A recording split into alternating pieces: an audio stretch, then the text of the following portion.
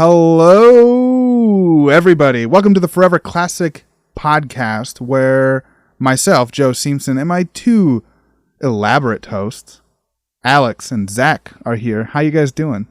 Doing all right, man. How are you? I'm doing good. I spent a good chunk of yesterday afternoon converting half of my office closet into a recording booth, and I would say it's like 85% done. Like, good enough to, like, actually start recording in it, but there's still some things I want to do. How about you, Alex? Over under until Joe is in an anime. I give it 3 years. Ugh. If only. Not just, like, not a good anime, just an anime. Any anime. Any anime. These are your goals. I've been all right, man. Like, you know, hanging out. Finally home, which is great, because I spent a couple weeks house sitting in St. Paul. And not having sewage sprayed all over your clothes. Yeah, we live in a kind of like rough apartment. It's fine, but there's a couple quirks to it, I would say. And one of the quirks being is that there's a drainage pipe that goes straight through our closet. And as you do. That recently leaked a bit, and we're like, well, that's gross. So we called our landlord to get it fixed. And we took all the clothes out and got all that stuff washed. So we're ready to move is the long and short of it. And hopefully that'll lead to some more quieter space. We have neighbors that walk right here to my left. And so it'll be nice to have a space that we can control as far as like what we're doing. And your neighbors are getting a third of a live show right now. Yeah, right. I don't know what he's talking about, but it's interesting. I can only imagine what the other people are saying. Either that or, man, that guy's talking to a couple of morons. I am excited to be here with you guys, as usual, and I'm looking forward to our topic tonight. But, Zach, why don't you hit us with a little bit of something before we get rolling? Yeah. So if anybody's out there is interested in supporting Forever Classic Games, we, of course, have a Patreon that everybody can join. We have very cheap tiers, and every little bit helps. If you want to tip any of the writers that you read from our site or that you listen to here on the podcast, you can mosey on over to foreverclassicgames.com, and each of the writers and authors in particular have their own PayPal, Ko-Fi, etc. added up to their account so that you can go straight in there and tip and support them individually as well. Give us a like, give us a follow, subscribe to our stuff, just interact with us. Like, we always love hearing from people, and it's always a big boost. Yeah, one of the easiest ways to support us is just listening and sharing. So if we talk about something that you think a buddy of yours would be into, send them the link and maybe create a new fan for us. And of course, I don't think we ask merely for engagement either. Like, obviously anything you do drives the number up, helps the algorithm boss, but I really like it when people give us recommendations for things or like constructive criticism on stuff. That's super especially helpful. The conversations that happen with everybody on Discord. That's always really fun. Long discussion today about the Flash trailer and the future of DC movies, and I expressed some frustrations with the whole situation, but we won't dig into that tonight.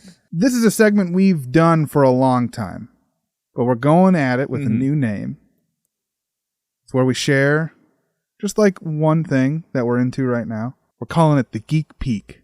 Just a quick little look-see, little peek at what the three of us are into, just so you guys can maybe check out what we're into. Oh, welcome to the Geek Peek. Alex, what are you into? Take a peek at this geek. I've finished reading the Claymore manga, which is good, maybe. I feel like it has levels in it. Like, oftentimes I can't tell if this story is sexist or if it's like just really fascinated with the female form in general.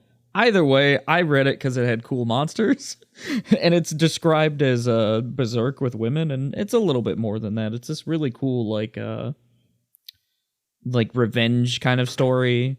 There's also a lot of there's some pretty interesting world building and like shadow organizations and stuff. And the thing that really got me though is some of the monsters are legitimately terrifying and how they're designed and how they're presented and like the action of the panels and stuff. And it's also a manga that's done, which is why I read it, because I'm on the Shonen Jump app and I'm like, man, I dislike waiting like 3 weeks for the next Chainsaw Man chapter because I forgot what happened by the time it gets to there. And so I'm like, man, I want to read stuff that's like got a conclusion. I can just go through it. And both Claymore and The Promised Neverland were perfect for that because they're both about 150 chapters, give or take, and they're complete stories from beginning to end. And so it's a cool time. And the Shonen Jump app's like $2 a month. Nice. For me, kind of been exploring the whole voiceover world and voice acting, something I've been interested into for a while, but finally took some steps towards actually exploring it about a month and a half, 2 months ago. And as a part of that endeavor, I'm just sort of trying to absorb as much information as I can, do research. And I picked up I guess I didn't pick it up. I am cheating. I'm signed up for a free trial of Kindle Unlimited, and this book was available on there. And Hey, I'll probably buy a copy eventually, but just for now, I wanted to just get it and read it so I could get that information and apply it. But I'm reading Voiceover, Voice Actor, and it's written by a couple who are voice actors, Yuri Lowenthal and Tara Platt. Yuri is, I guess the role that I'm most familiar with him in is he's Peter Parker / Spider-Man in the Spider-Man PS4 games. Okay. Is that before or after they changed the model? Same voice. Oh, okay. They just changed the model to be more Hollandish, I guess. I don't know. I always thought it was a bit of a strange choice. I'm assuming it was a Sony thing, but who knows? And then Tara has been in a lot of different things. Was also in the Spider-Man games, but I don't think is quite as a prominent role. But it's just tons of advice. Breaks down the industry as a whole, from like getting started, what's important, meeting people, what's it like in the booth. Here's the terms that are used in production so that you know what they're talking about. Here's what different types of scripts look like for different types of voiceover work. Recording a dub for an anime, that script looks a lot different than creating for original animation, because the nature of which it's created is different. And so they need to, there's different markers and shorthand for different types of audio. And then reading for a commercial looks different than reading for a character, and how to make choices for character and voices and things. And you can do, if you can do 100 voices, that doesn't matter if you can't act. Like, it's a really well-written, thought-out book that's really approachable and breaks things down in a way that I found really digestible. I've been reading it on my breaks at work. I come home and I read it a little bit more. I'm about 70% of the way through it.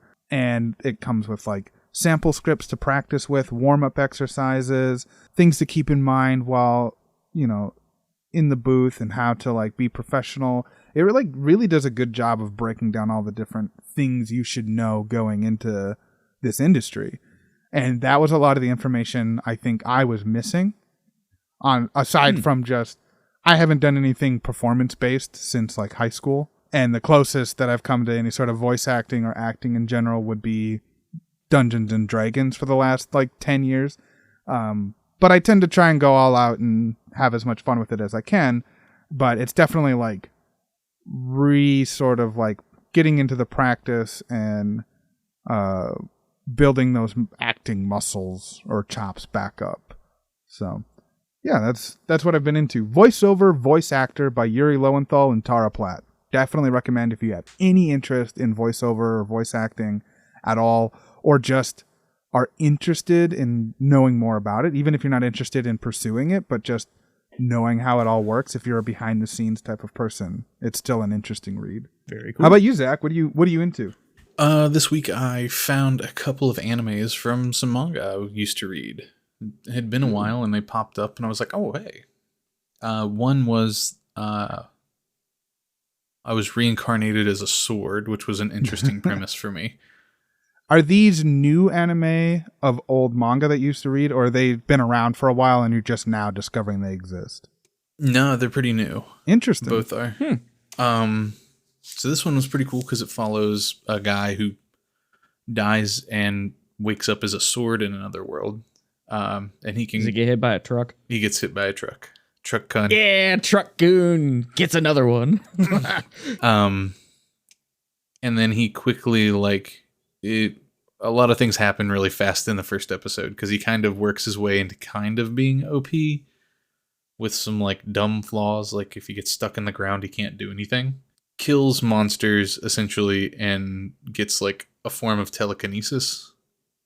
Like he kind of gets enemy skill, which lets him kind of move himself around and do things.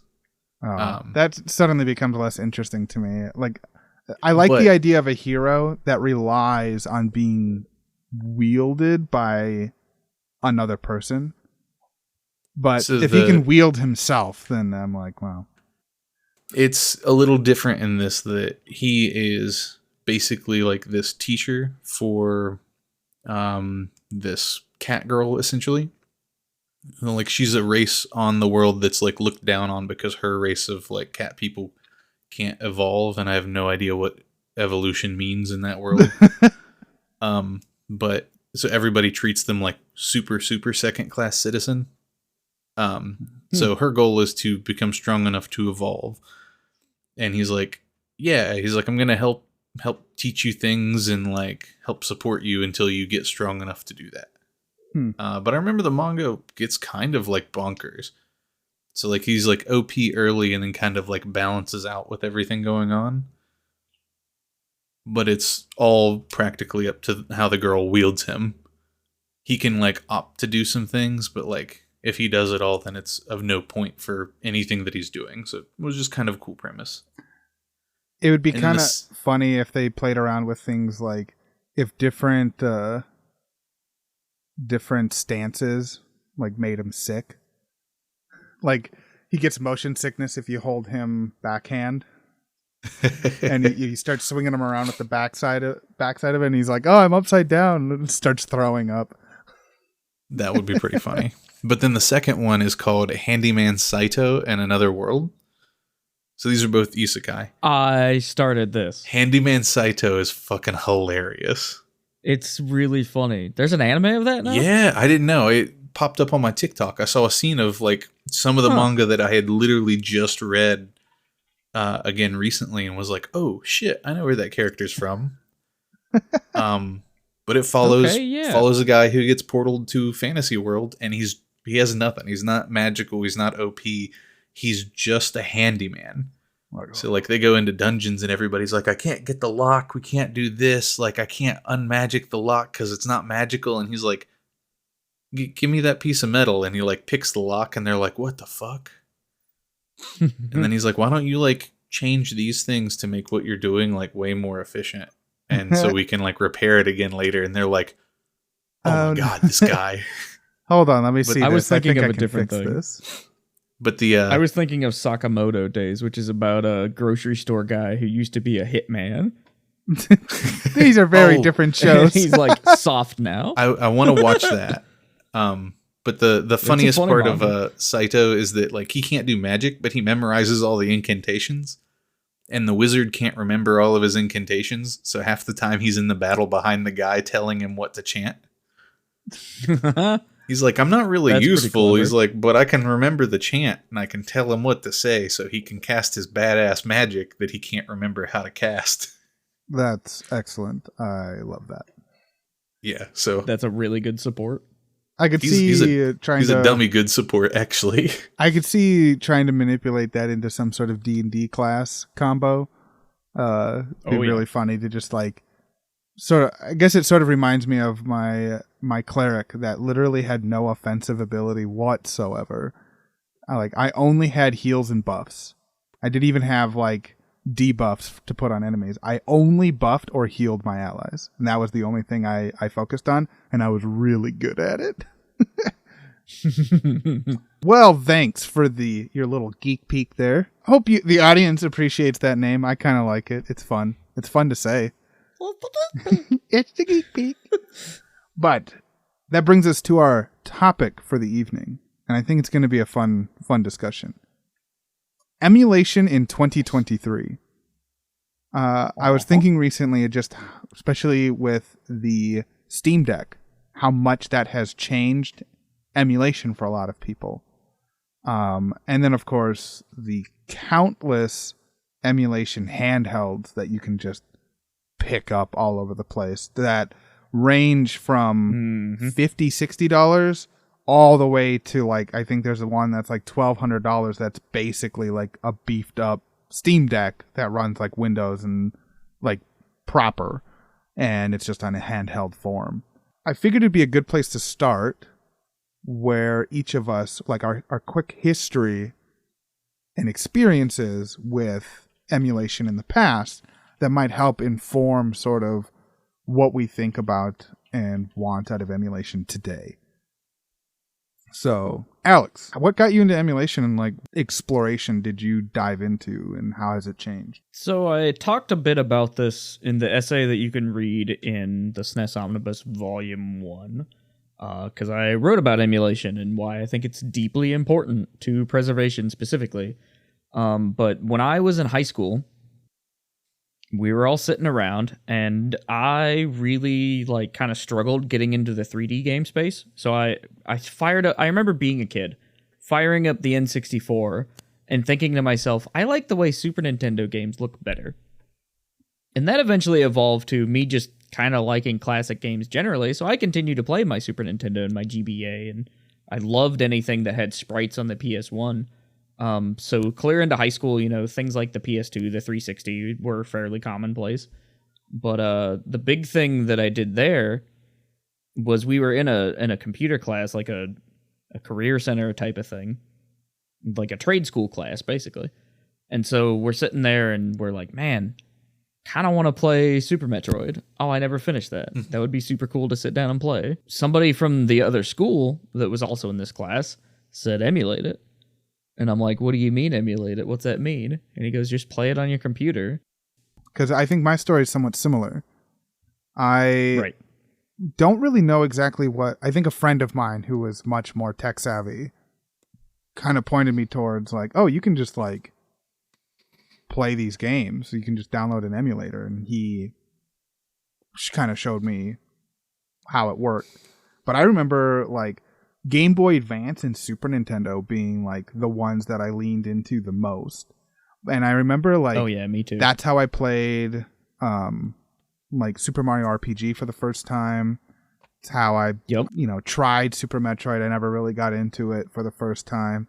Like a lot of RPGs from the Super Nintendo because I didn't have a Super Nintendo until I was well into my like late 20s to be able to play these games. So emulation was my only option. But also like explore weird corners of the Game Boy Advance library. Like I remember playing like Three Stooges game on the Game Boy Advance, but I like was emulated. And I just remember at the time being like just sort of laughing at the absurdity of like a Three Stooges Game Boy Advance game coming out of nowhere in like 2004. And it's not like... I really got into a Zoids like tactical game on the GBA. And I also really got into language hacks at the time. Mega Man Battle Network. That's how I played, got into those games too, was through emulation. And I remember LimeWire being where I downloaded most of, like a lot of these from. You would find like a seed link on some sketchy ass website. I used dope ROMs and cool ROMs at the time. Oh, I definitely remember cool ROMs. I never emulated that much. Really? Really. Most of my emulation came after I met you in college. And then... The Ouya? Yeah, the Ouya. The Ouya is 100% like my introduction to really like doing emulation. I think I'd done something in high school, but I had no fucking clue what it was. Yeah, it was a lot of it. What's the fucking guy's name? Cody? See the guy that was always at my house with the Ouya? I remember Cody. Who's that guy that was always at my house? I'm pretty certain it was Cody. It was like friend of a friend, you know. There was like 8 people in there. Fair enough. There was like 8 to 12 people in my house around the clock. It was a college situation where people would rent out like rooms and stuff, and people come and go. So emulation from that point on in high school became a big part of my life. I was always emulating something and trying to figure out like cool little hidden gems or secrets of the libraries that I didn't know about. I played a lot of like ROM hacks of Pokemon and Fire Emblem, and a lot of the games that only were released in Japan I had played through as language hacks. Like I've completely beaten front to back Fire Emblem 6 or 7, the one that stars Roy, who's in Smash Brothers that nobody knows about. Yeah. I know about him because I played it. Roy's our boy. For me also, it stopped when I got my Wii. The Virtual Console is technically emulating.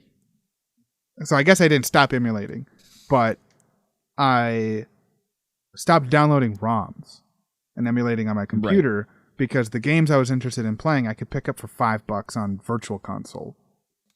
That's sort and then for the longest time I just was more interested into newer games that were coming out.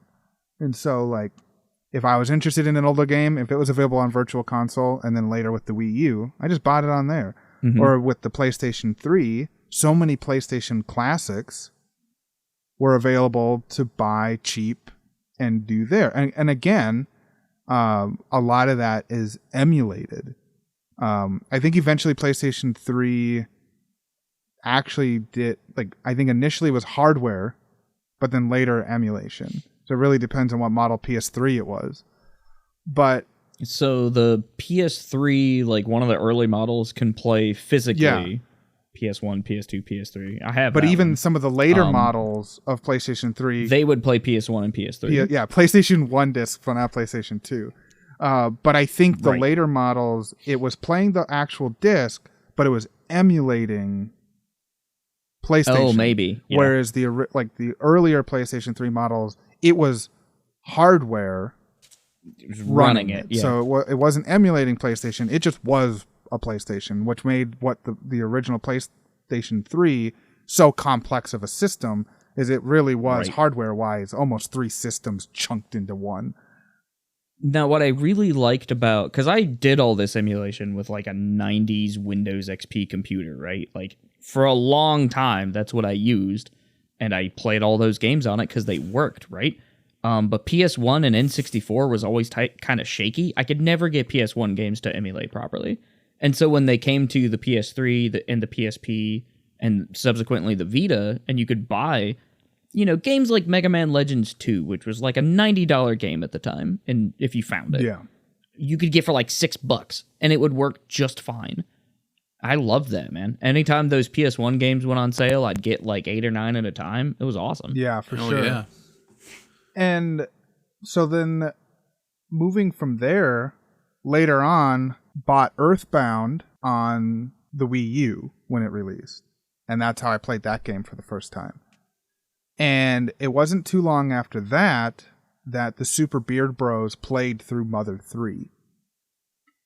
And watching them play through that, I was like, I have to play this game. It's even though I've just watched someone play through the whole thing, I want to experience this game for myself. And so I got back into emulation for a short time to experience that game myself with the download patch and all that. And it's pretty straightforward, especially now, because you can download a version of the ROM that already has the patch built in. But that sort of pulled me back into emulation. And since then, I've used emulation on occasion I did it for the Banjo-Kazooie race that we held a couple years ago. And when I did the episode of Daddy Gamer for Final Fantasy IX, I bought a physical copy of the game, but I didn't have a PlayStation or a recording or capture card. So I'm like, well, I own the game. So I emulated it and did it that way. And that's how I got the footage for that episode. It's definitely an interesting experience that I associate some Super Nintendo games and Game Boy Advance games with my computer. Because that's where I played it. It's weird, right? If I had played those games in the living room on the TV, my experience probably would be different, right? And it's strange too because some games do look better in certain scenarios, right? Like when I played Final Fantasy Tactics on a CRT when I was, 12, that game looked significantly better than when I ran it on an emulator years after the fact because of the way the like pixels are captured and such. But the thing that really like kind of blew my mind was even though I was already doing the basics of ROM hacking for like language patches and the occasional level thing or whatever, but then I figured out, and this is shortly after Mario Maker 2, that you could really get a lot out of tools like Lunar Magic, which is a visual style, like point and click sort of program that allows you to make custom Super Mario levels and then get that into Mario World. And so watching people like come back to that after Mario Maker, that was really cool. Because all of a sudden you had all these like Kaizo things, people were pushing the boundaries, they would make things where you could spawn blocks like midair, so they were adding mechanics to Mario. Like there's a whole Mario hack out there that basically replicates Celeste, and it's perfect. That's sweet. Yeah, it's crazy what some people have been able to accomplish. Like all the ROM hacks that have been done to Emerald to change that experience is fascinating. I don't know how many of them actually get finished because a lot of the ones I've played or explored, it's like up to the first couple of gyms and then the project died. And so as a rule, I finished a couple of them. Now I tend to wait and see if they actually finish it before getting into it because I don't want to get invested and then only have a third of a game. And this to me runs in tandem with the idea of a fan game. Like, I mean, we talked to the developers of another Metroid 2 remake years ago. We've done the tournament with TMNT Cross Tournament Fighter, or TMNT Cross Justice League Turbo, that 2D fighting game that's entirely in its own, like, separate engine. These are fan experience that are very much comparable to, like, full releases in a lot of ways. Yeah. And so, to me, like, ROM hacking, emulating in general, and then fan games all kind of live within this bubble of like ways that we keep games alive and we continue experimenting with them in the context of them, right? Like those Mario levels that a lot of people were making was still pretty much within the world of Mario. You can take that same ROM in a lot of instances and feed it back into the system itself through, say, a flash cart that you put an SD card in there. And so people are playing these like handcrafted experiences by people who love this shit on original hardware. Yeah. And that's fascinating. And it continues to this day, right? Like we have whole entire competitive scenes for a hack of Smash Brothers Brawl that makes it feel more like Melee and adds Knuckles. Like a completely new character. I had like an emulator and a bunch of ROMs like on a flash drive. And so if I was at school and got done with my computer homework or like my HTML homework early, I'd plug that in and fire up Turtles in Time on a Super Nintendo. And that's the other thing about this is the number of like classic Super Nintendo or GBA games that I played on keyboard. Because back then, getting it to like calibrating a controller to an emulator on PC was a pain in the ass sometimes. It's still a pain in the ass sometimes to calibrate things. Dude, the 360 controller was a godsend. I had a wired one of those, and it would basically work with anything. It was awesome. That's true. When the 360 hit and Microsoft integrated it into just like computer controls, that was the doorway to make everything significantly easier. Right. I played most of Majora's Mask with the C stick on the right stick. It was awesome. I had like a crappy USB like gain paddle thing that I could plug in. And every time I booted up the emulator, I'd have to reconfigure the controller because it never remembered those settings. Getting it to like display properly at the right resolution that I wanted and without blurring or messing up the pixels or glitching. And then of course also making sure that a ROM was the right ROM was also tricky sometimes because you wouldn't realize it was a fake or some sort of manipulated one until it was already like loaded up. Nowadays, there's a huge effort in making sure that like not only do we have copies of games, we have individual versions of games. Yeah. Like, you can track the actual changes that have happened to the ROM files itself that weren't necessarily marketed. So you'll come across like, oh, this is Street Fighter Third Strike, the most up-to-date version that Capcom made, and we play it on this specific ROM, like, hexadecimal code indicator or whatever, and so that's the version you want because of X, Y, and Z, right? It's crazy to me.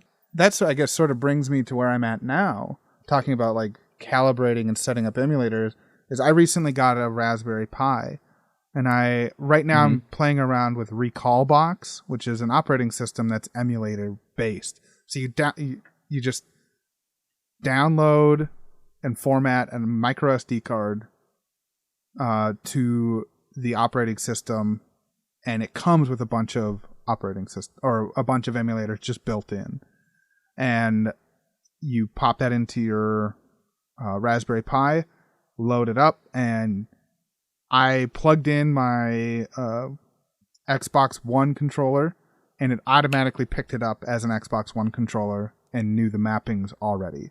I could customize every button and change it if I wanted to, but it already knew what it was.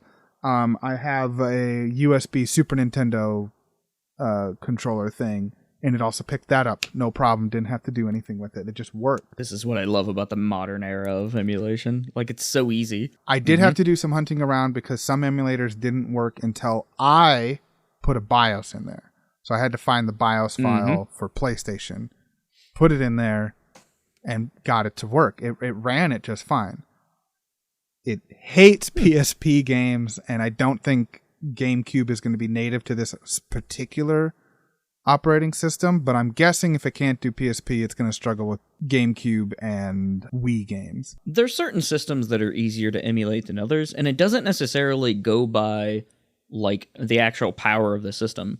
Like, I would consider GameCube easier to emulate than PS2. PS2 is kind of weird and finicky.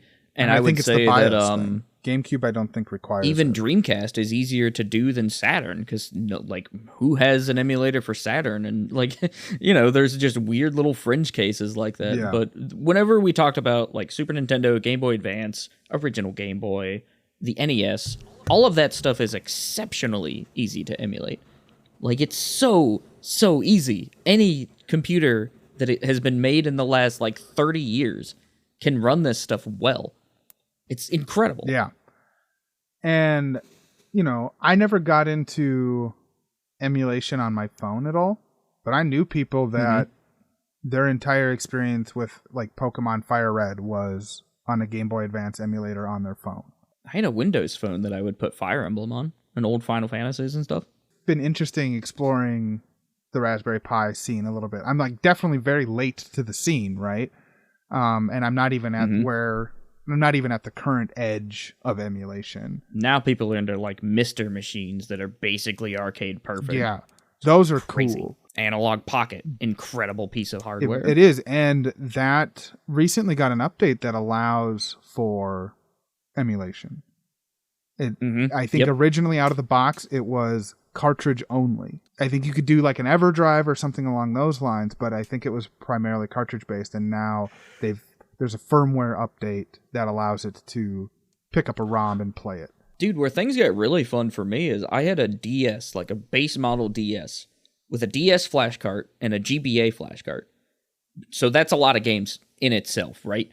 What I could do is on the DS flash cart, I could play NES games and I think Master System games.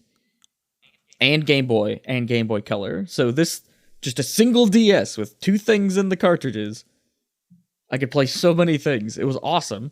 Yeah, I knew someone that had a DS1, and they used it as that enabled them to use their DS as their primary MP3 player, and that's how they did that. But now you've got people have homebrewed or hacked the 3DS, the PlayStation Vita to also be little emulation machines. Hacking the 3DS is exceptionally easy. Doesn't take very long at all, and it's very cool and morally correct now because they're shutting down the 3DS store. I know the Vita was finicky for a while, but apparently now you can just go to a website in the browser on the Vita, go to that website, and you hit go, and it just does it for you. That's what I really liked about the PSP, because the PSP, you just put in a file, and the best thing about it is it would go from like jailbreak/hack mode or whatever, and you could revert it back to normal with just a single button. Oh, cool. And so you could be like, oh, I want to play official PSP stuff and go online, and you can do that. Or you can go back to your other shit. Like, it was so neat. That's handy. That's what I really got into. I was like, can I play Dreamcast games on a Wii? Like, pretty much anything in my house has been hacked at some point now. The Xbox, the original Xbox, remember that was huge when we were kids? Like, if somebody had a hacked Xbox, they could take a disc, put it in there, and it would save it to the hard drive. That's also very easy to do and required a copy of Splinter Cell for some reason. Jumping back into emulation now, a trend that I'm very happy is gone. I distinctly remember in high school, no matter where I looked for ROMs, it was plastered in hentai ads. Like, apparently those two things went hand in hand every time for years and years. And now they're like, okay, we get it. Some of you just want to play Super Nintendo games, and here's a vault is focused on that and not trying to make you horny for anime girls. Those are the ones I appreciate, is like the actual game preservation side of, here is all the different versions that we know exist. Do what you will. Right. But yeah, I just have memories of being like, get your titties out of my face. I just want to play like Turtles in Time. God. It's all about that Double Dragon Battletoads. Yeah. I think the Steam Deck is like a tinkerer's dream right now, with it is rekindled hardware, the love of emulation, and software, being able to like put anything like, and it's pretty like brick proof. Like, it's pretty easy to salvage and get it back to its stock settings. So if you screw something up, it's not like you ruined an expensive piece of hardware. Because I know for a while that, like, if you did some jailbreaking wrong, it would just brick the hardware. That was it. Yeah, that was always a threat for a lot of systems, which is why I always kind of tended to stick with things that had really good outs, or for things that I knew were really easy to get a hold of. When Wiis were like $15 a piece at GameStop, I didn't care if I bricked a Wii. Right. Like, I would probably explore the Vita emulation a little bit more if I had a second one. True. I always thought if I got a slim one, I would hack it. Still not very readily available, and they're stupid expensive. I'm not risking my investment on that, especially since I like the hardware as is.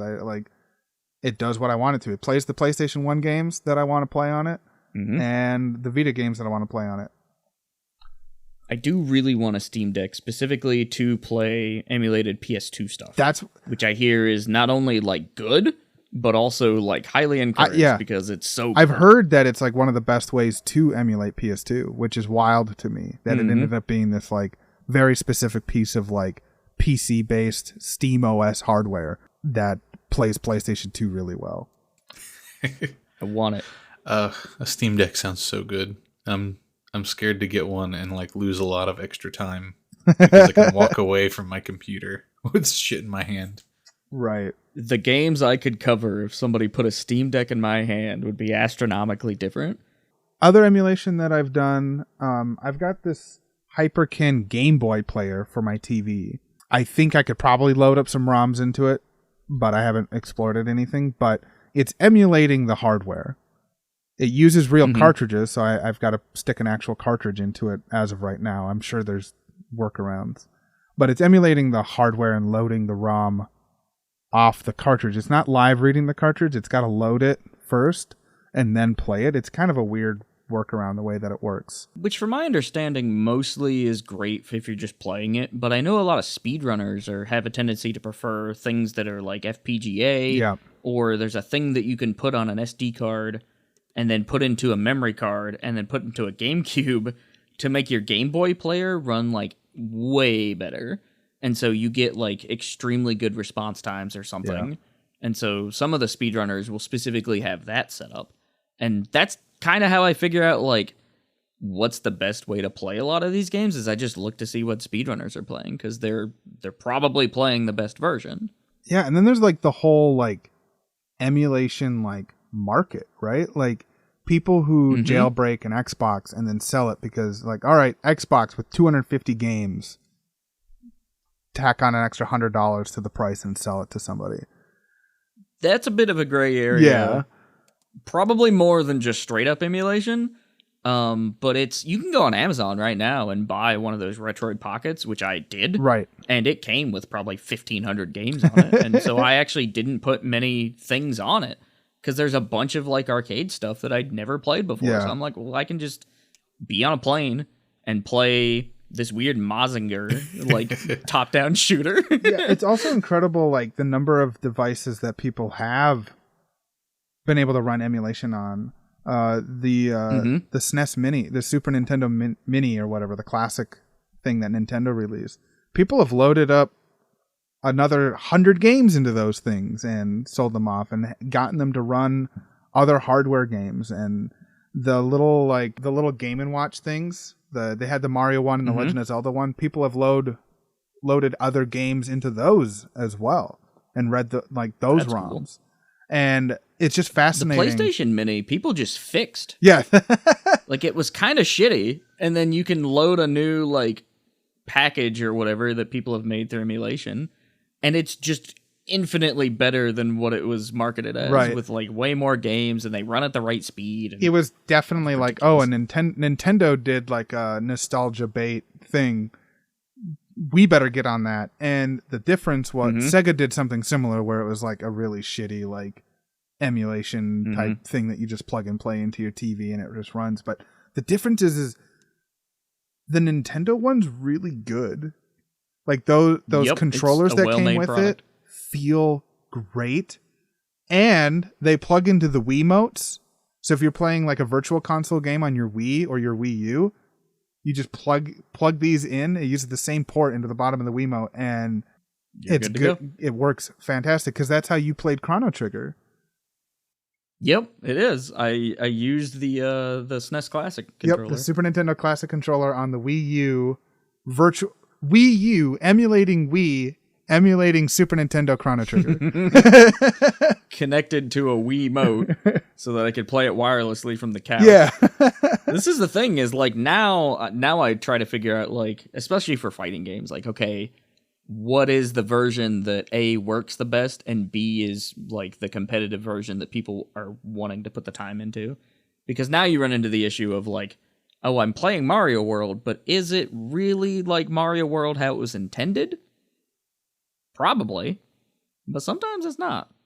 I guess in terms of like the most recent development in emulation, I guess to me, my base knowledge of emulation is Game Boy and Game Boy Advance coming to Nintendo Switch Online. Yep. Those are available now as we speak, as this is recorded.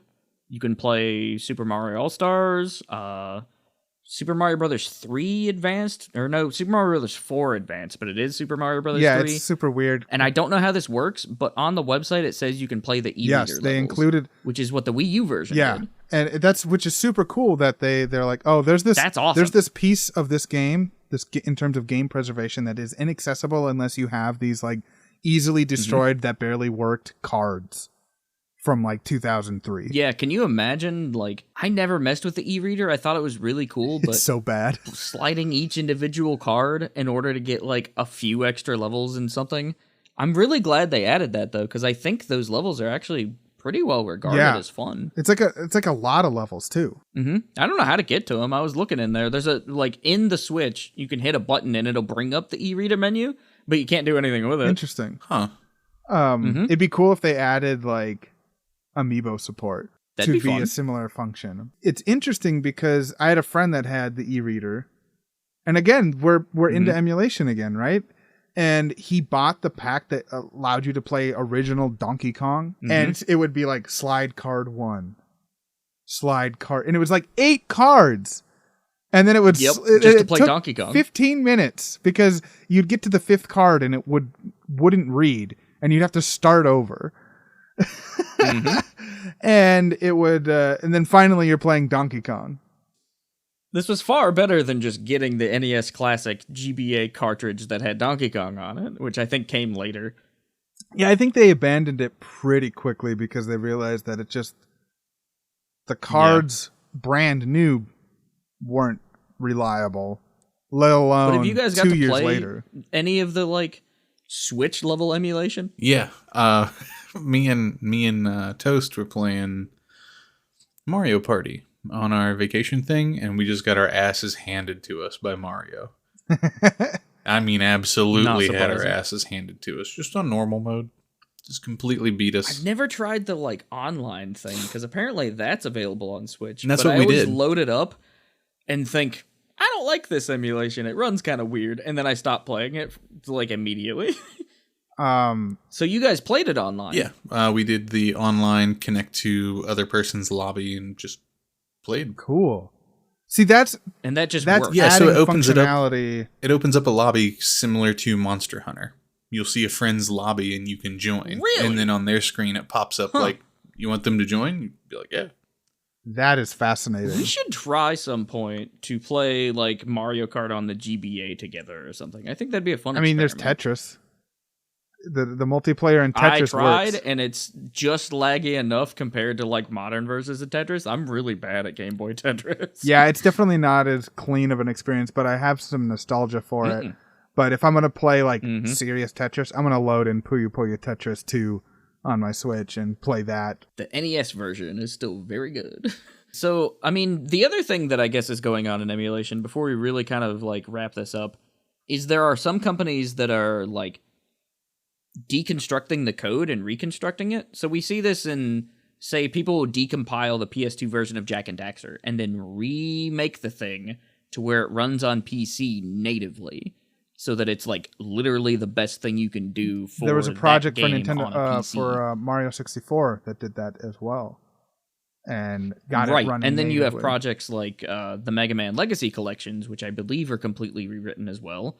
A friend of ours, Tim over at Retrotainment Games, his company, their whole thing is they take NES homebrew and somehow get it on the Xbox and the Switch.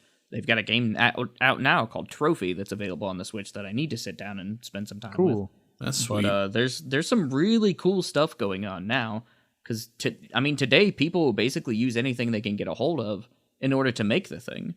Like, you can get NES Maker, you can get Game Boy Maker, and you can make a file that, again, you put on a cart somehow, or you load it into your analog pocket, and you can play that, and theoretically take that to somebody who will print you a cartridge. So that you can sell cartridges at, like, conventions and stuff of a thing you made. Back in like high school, emulation being a really niche sort of hobby, and now, Like, me and 3 other people knew about yeah, it it. was like me and my buddy Matt. That was it. Yeah. And I preached the good word everywhere, though. Like, pretty much anybody with a laptop had emulators if they were well, I friends remember with me. people coming over and being like, "How the hell are you playing that on a computer?" And I'm like, "Oh, I just Yeah. downloaded this thing," and then you download the file from the game cartridge and like trick it into thinking that there's that's the cartridge in the hardware, and they're like, "What?" And I'm like, "Don't worry about it." A friend of mine, we all got together, and I was like, bring your wired 360 controllers. It's going to be great. And so we brought them all in, and we started playing the D&D beat 'em up, and it was incredible. I've played that, but not emulation. I bought it on Wii U of all places, which is a great experience. If you have never played that game, it's great. It's evolved to the fact that I would say a good majority of gamers have experienced emulation in some form. With how easy it is on Nintendo Switch Online, with the Virtual Console, PlayStation Classics, the sheer number of kids I've seen that, this little device has 50 games on it, those crappy like little game things that you can buy at Walmart or Target, and it's got like some sort of weird hacked version of Mario on it. Those are also emulation, and they picked it up for $20, and now there's so many different handheld things that you can just buy. Nintendo just sells you little emulation machines with a cute little Super Nintendo plastic box around it and like official controllers, and works on a modern TV, which is huge too, is getting some of this stuff to look correctly on the screen that you have available at home. My issue now is I want a CRT. And I really wish that somebody would like manufacture a CRT that's got the bubble screen that's like flat, So it's like this big, and you sell it to me for $300, and it has all the inputs and outputs, and I will buy it. I will buy several. Yeah, I picked up. We'll make a whole fighting game setup that we can take to conventions. Like, we'll do 6 of these things. Yeah, I remember the TV that I've got behind me, CRT, was like, I think I got it for like $5 at a garage sale with some old lady who was like, I'm not strong enough to carry it, or like I'm moving and I can't take it with me. And that's what you got to do to get these things now, because everybody's got one somewhere, but nobody knows what they have and nobody wants it. Yeah, I don't think it's a very good TV, but it is a TV, and I can play my Super Nintendo on it. And there's a magic to it. But if there's a game that I really wanted to play, like one of the first things I loaded up and testing out the Raspberry Pi was the Mother 3 ROM. It still kind of looks like garbage because it's super blurry. And so I've got to sort of tinker around with like the display settings to figure out how to get that to look a little bit better. Because I feel like it should be cleaner. It's clearly rendering it at original resolution and then blowing it up. So I got to figure out what the heck's going on with that. So if you're listening to this and know how to do it and have a piece of advice, in the Game Boy Advance emulation on Recall Box, or if you think another emulation operating system on Raspberry Pi is better, let me know. I've gotten PlayStation to work on it great. Like original PlayStation, I fired up Castlevania Symphony of the Night, played a little bit of that, and it worked wonderful. I didn't have any issues at all. I don't know if I'll play more of it. I'm not a big Metroidvania person, but we'll see. Zach, I had one question for you. I have zero experience with the Ouya. What was like the emulation, like how did it work on that?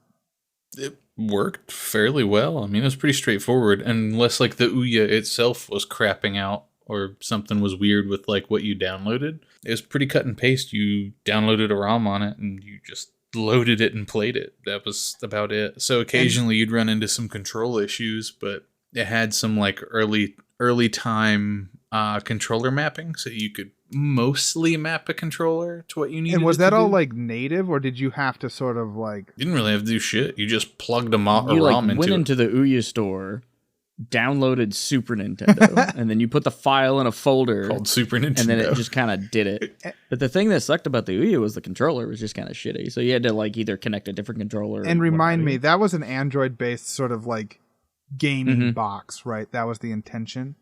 Yeah, it was the size of your cup holder. It was like wee little thing. Like it is small. Yeah, and the whole thing was like play your favorite mobile games on your TV with this controller, right? That was sort of the intention. Was it a mobile game? They really wanted to. Well, it's Android. So they had unique games like something Tower, Amazing Frog was a specifically like they were trying to develop games specifically for it. So it was Stadia before Stadia. No, because it was like. It wasn't streamed. It was downloaded to the actual thing. So their whole thing was they wanted to make a home TV console that was $100 that let you just play games. Because at the time, you know, the PS3 was like $600 and, you know, the 360 was really expensive as well. And so they wanted people to have a more affordable way to bring games into the home. And so at the time, it was fairly like novel and cool. And a lot of people are like, well, yeah, why wouldn't you pay $100 to play a bunch of like cool stuff, right? And then everybody figured out you could emulate on it, and that's when it was like, oh well, that's what I'd rather do. Instead of spending the money to buy these games that might be good, I'll just play Castlevania for the 5th time. Interesting. Yeah. But it was cool. I mean, because it was so portable, like you fucking just slept that shit in your backpack and it was like not a hindrance. I love stuff like that where you can just, you got a little guy, you throw it in a bag. And, you know, if you're at like a con or something and there's a TV around, you plug it in and go. Of course, now the evolution of that is you have a handheld that, you know, you have a little guy. Unless it's a Steam Deck, then it's a bigger guy. Big guy. But you can plug it into a TV. That's not a big guy. That's a little man. It's a little man. So you have a little man and you put him in a box. But that's my favorite way to enjoy games now, is have the ability to play it literally anywhere, whether it's handheld, whether it's on my laptop or on a TV system. Like the more places I can feasibly play a game with one device is very appealing to me, which is why the Steam Deck is like top of my wish list. Steam Deck, or I think for me, like considering a lot of the games I'd want to play, the Vita would be able to handle a lot of what I want to. But I'm, again, hesitant because I only got one, and I don't want to. Like, if I could perfect like one of those little Retroid Pockets, I almost would prefer that because it's tiny. And I would love something that's like super small that I can actually fit in a pocket and play Fire Emblem if I had to ride a bus or something, you know, like that. We need to. There's multiple levels of like what I want out of a handheld now. I want something that'll play really cool shit, like full 3D games at a 30 to 60 frames. I want just a little guy. Just wait. that I just can wait play till Jinko Jeans comes dumb back, stuff. and then the Steam Deck will fit in your pockets again. I could finally do Jinko Jeans. I didn't have those. I missed out. I never did it either. I was poor and had lots of cargo Right? pants. Which is also why Emulation was great. yeah, especially for like high Is school. great. Like I had a PS2 and a Wii, so I would buy the occasional like one or two newer games for those systems. But I wasn't like I was running around collecting Super Nintendo games. Right. First of all, in Minnesota, game collecting is hard because everyone in Minnesota just hangs on to everything. Like it's actively they bad. no one's touched this for 20 years. Better stick it in a box and put it in the attic. We could sell it, but someone might want to play it at some point. If you are finding retro games in Minnesota, they're usually severely overpriced. A little bit. And it's because of just Almost always. how rare pretty much everything is in Minnesota because, like I said, people just aren't selling it. They're just hanging on to it. They hang on to it. The reason why collecting in Minnesota other angle sucks that I is wanna because bring up- everyone in Minnesota collects / hoards. The other thing that I want to bring up that we didn't even talk about, which is another huge facet to Emulation, is the amount of like different countries that suddenly have access to a bunch of different games. Like whenever we talk to Cinna, who's in, you know, way out there in the Middle East, like a lot of his retro experience and passion comes from Emulation. People in Brazil who like are still playing the Master System or the PS2 or what have you. He's talked about how some of his experience with games are specific to the ROM that he happened to have access to. And it wasn't even like an official or accurate ROM. It was some sort of weird hacked ROM that was from some other country that he ended up with. And that was his experience with the game instead of, you know, what everyone else got. And to this day, people are adding different languages to classic games just to, you know, those people maybe have never heard of the original Zelda. And how cool would it be to play in Farsi? Like, and that's something that Cinna was contributing as well that I think he recently accomplished, was he was making a ROM hack for Ninja Gaiden. And so there's that whole level to it that, like, we're seeing this from a fairly rural American perspective. Yep. For our love of Japanese games that are suddenly more available because of the internet. And there's a whole nother world out there whose only perspective of some of these titles is because of emulation. And I think that's magical. It really is. And another piece that I meant to bring up earlier but didn't is I recently watched a Linus Tech Tip videos where they explored emulating old operating systems where you could load up Windows 95, load up specific hardware specifications so you could emulate not only the operating system but a specific graphics card, sound card, and other hardware that needed to run a specific game, and then in a virtual drive load up the ISO or disk image into that operating system and run those games natively in their operating system. Now, there's a lot of games that have made their way to modern platforms because of work by GOG or a lot of like old PC games, especially like DOSBox and VScum, and a lot of them are even the just people that like put together the old Turok on PC and made them playable. And you can just like, there's a lot of old PC games you can just play in browser. And a lot of emulators you can. Yeah, too. it's so that's how accessible it is now. But the idea of emulating old operating systems to play old games is fascinating to me. It's really crazy. Yeah, and so I think we should end this in a way where people can get more information. I mean, obviously, you can go to foreverclassicgames.com, and we cover this kind of stuff occasionally as we have the ability to, whether that's doing full-on reviews of hacks or fan games. Speaking of which, if you have any of those, let us know, some really good ones. Whether it's doing tournaments and stuff and having the streams. But ultimately, I think one of the better resources for this, especially with this wave of like third-party handhelds, is Retro Dodo, both on YouTube and on their website, retrododo.com. Wolfden also... They have a book they've done. Wolfden is very good. Modern Vintage Gamer.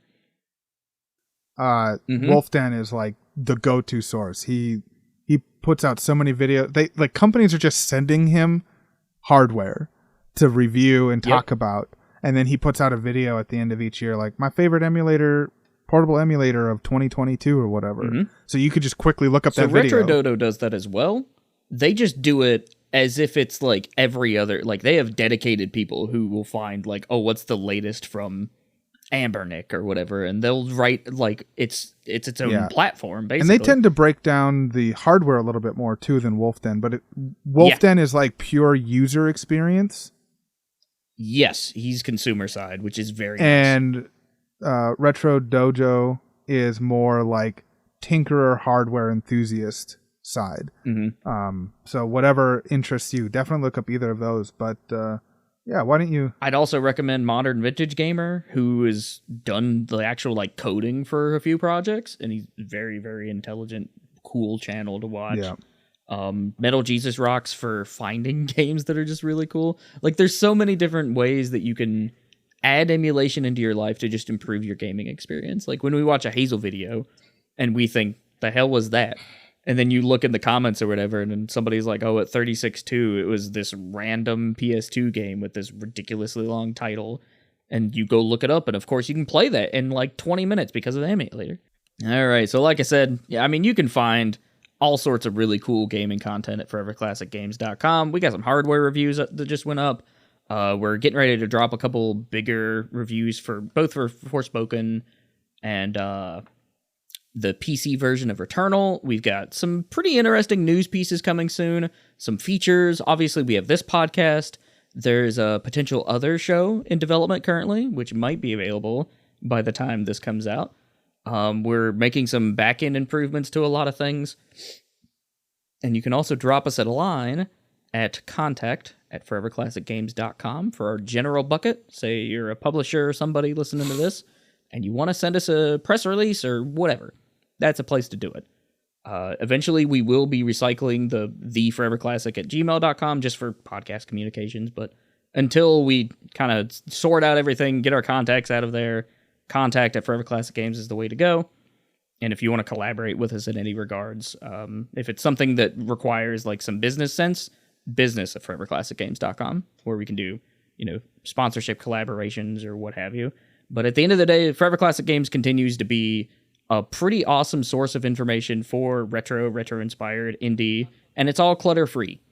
And that's the big part of it, is you go to our website, you read the thing, you're done.